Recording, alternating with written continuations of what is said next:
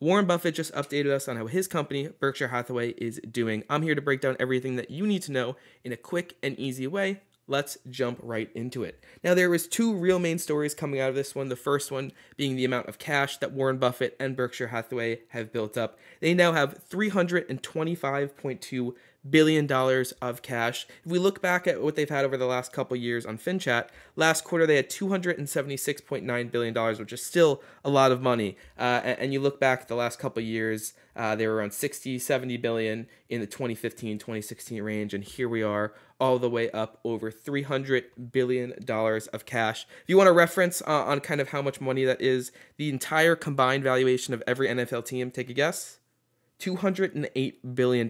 So Buffett has way more cash than he would need to buy every single NFL team. If we're kind of equating that cash pile to public companies, it's equivalent to the size of Netflix and Coca-Cola and Bank of America and Salesforce. That would make it the 28th largest stock in the world. They have a lot of cash on the sideline. Looking over to the next big story that has been coming out of this, Warren Buffett and Berkshire Hathaway have been selling some Apple. This started happening a couple quarters ago, and it continued here. They now own around $69.9 billion worth of Apple as of the end of Q3. That is down from what they owned last quarter, but Apple stock was up. So if you kind of do the quick math here, it implies that they sold around 25 to 30% of their Apple position again during Q3. And just to stress, this is the information as of the end of Q3, which is around September 30th.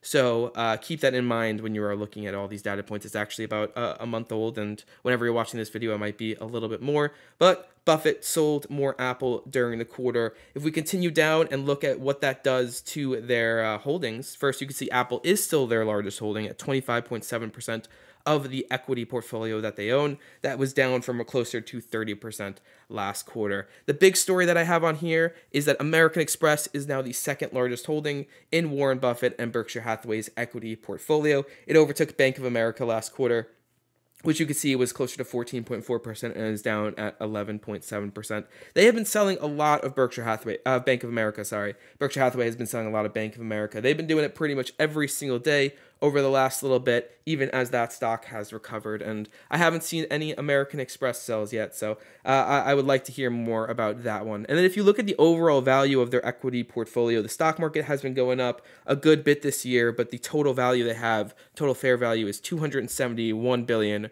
right now. And if you look at the start of the year, it was $353 billion. And the market has gone up. So that can kind of tell you the cash pile is building, which we have already seen. If we continue moving on, this is kind of showing that a little bit more. Berkshire Hathaway has now been net sellers of stock of about $128 billion so far this year, give or take a little bit. Last quarter, the number was $4.3 billion and $97.1 billion both these quarters. So that kind of implies that during Q3, they sold about $34.6 billion worth of stock.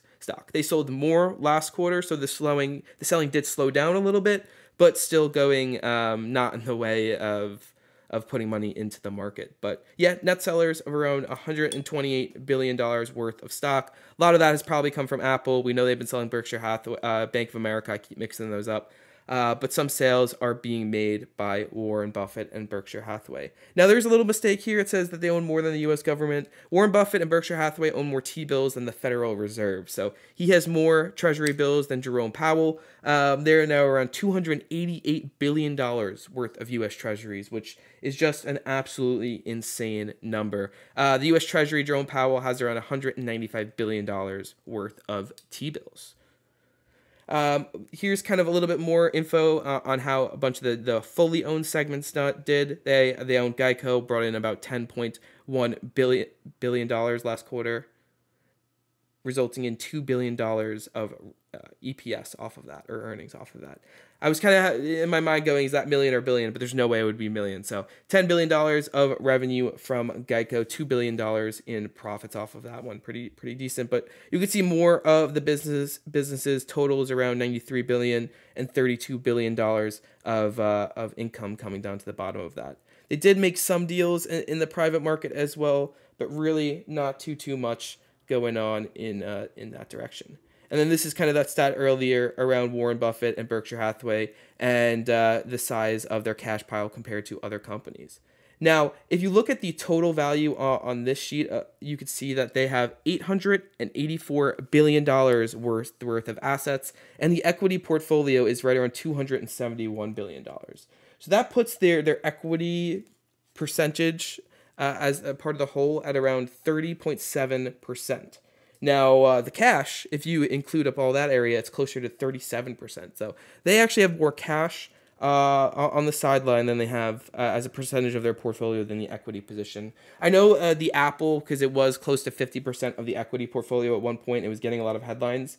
If you take the percentage of Apple in as a weighting compared to the total, $884 billion, Apple is now about 8% of Berkshire Hathaway and Warren Buffett. So definitely a lot lower than you might see, a lot lower than this 25% number still here, but still a decent size of that company. So we are going to get more updates on exactly everything that they hold. This other 28%, we're going to get more information around this in about 2-3 weeks or so from the 13F filings. So I'm going to make a video on that when that comes out if you want more information around that.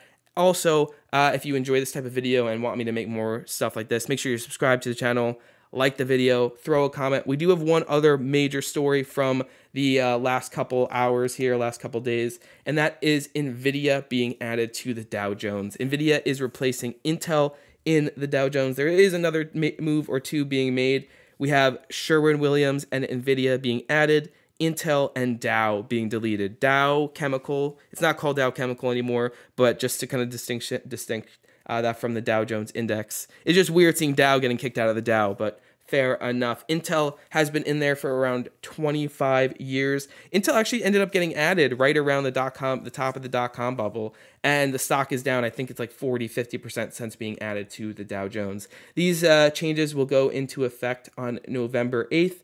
Nvidia being added to the Dow Jones, now in all of the indexes, the second largest stock in the world. I think this makes a little bit of sense here. You can see kind of how the stocks initially moved. If you look at how much money is indexed to the Dow Jones versus other indexes, it's a lot less money in the Dow Jones. So this will have a smaller impact than some of the other weightings, you know, getting added to the S&P 500, getting added to the NASDAQ 100, stuff like that. But it is still more of a psychological thing. So keep an eye on this one. We'll see how Nvidia ends up moving. I saw a lot of commentary around this one that maybe the move is a little bit overdrawn for what actual impacts are coming out of being added to the Dow Jones. But yeah, this story broke last night. As you can see, I got it out around 5:24. It was a Friday night news dump, which felt a little bit weird. That's normally when you announce stuff that you don't want people to see. But yeah, Nvidia, Dow Jones, we have Warren Buffett and Berkshire Hathaway reporting their earnings, telling us how their company is doing. This $325.2 billion, they've been selling more Bank of America, they've been selling more stocks since the end of the quarter, all of October, it seemed like. So I would imagine this is still going up. I wonder if they're going to hit $350 billion. They grew it by about, if we look, it was at $276.9 billion, and now we are at $325 billion. So they grew by about $50 billion last quarter, that cash pile. And I wonder if we kind of put it on that same trajectory, it would make them at 375. We will see. Maybe they start buying stuff. I don't know. If you enjoyed this video, like I said earlier, make sure you're subscribed to the channel. Give the video a like, comment, all that good stuff. I appreciate everyone, and have a good day. Have a good weekend.